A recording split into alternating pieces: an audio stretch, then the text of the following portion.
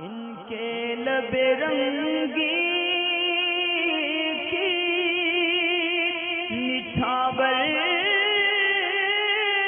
تھی کہ جس نے یہ جو علماء سے سنا ہے نا کہ جیسے کسی نے چادر اپنے کاندھے کے اوپر ڈالی اور اسی طریقے سے اور نماز میں وہ لٹکتی ہے، تو یہ نماز جو ہے نا مکروہ تحریمی ہے، یا کوئی کپڑا اس طرح کاندھے پہ ڈالا کہ وہ لٹکتا ہے آگے پیچھے رکوع سجود میں جاتے ہوئے،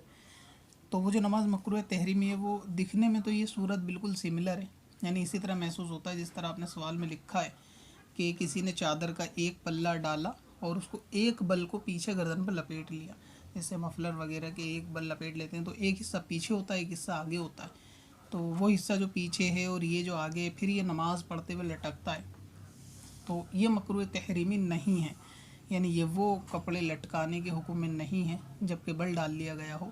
کہ جو عموماً جس کو نماز مکروہ تحریمی کہتے ہیں، یعنی یہ وہ صدل کی کیفیت کپڑے میں نہیں ہے۔ اسی کو اعلیٰ حضرت امام اہل سنت نے فتاوی رضویہ شریف میں بھی بیان کیا کہ صدل اس چیز کو کہتے ہیں کہ کسی کپڑے کو، پہنے جانے والے کپڑے کو بے پہنے جسم پہ لٹکا لینا کہ نماز میں لٹکا رہے، تو اس صورت میں وہ نماز مکروہ تحریمی ہوتی ہے، اور یہ جو صورت ہے کہ چادر کا یا مفرل وغیرہ کا ایک حصہ پیچھے ایک حصہ آگے کرنا، گلے میں لپیٹ کے یا ایک بل لپیٹ کے اس طرح کندھے پہ ڈال لیا،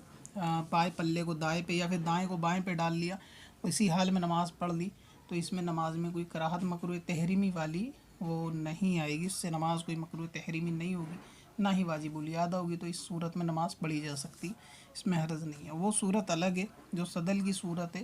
وہ الگ ہے کہ جس میں نماز مکروہ تحریمی اور واجب الادا ہوتی ہے، آپ اس کو امام صاحب سے ایک مرتبہ سمجھ لیں، ورنہ شاید میں نے کسی ویڈیو میں اس کو ریکارڈ کرا بھی دیا کہ کب صدل ہوتا ہے، حوالے کے اعتبار سے فتاوی رضویہ شریف کے اندر اس کی تفصیل میں، اس میں حوالہ ویڈیو ایڈیٹنگ میں جو ہے نا ڈل جائے گا، تو آپ اس میں بھی چیک کر سکتے ہیں۔ پتھر میں اصل پرنوار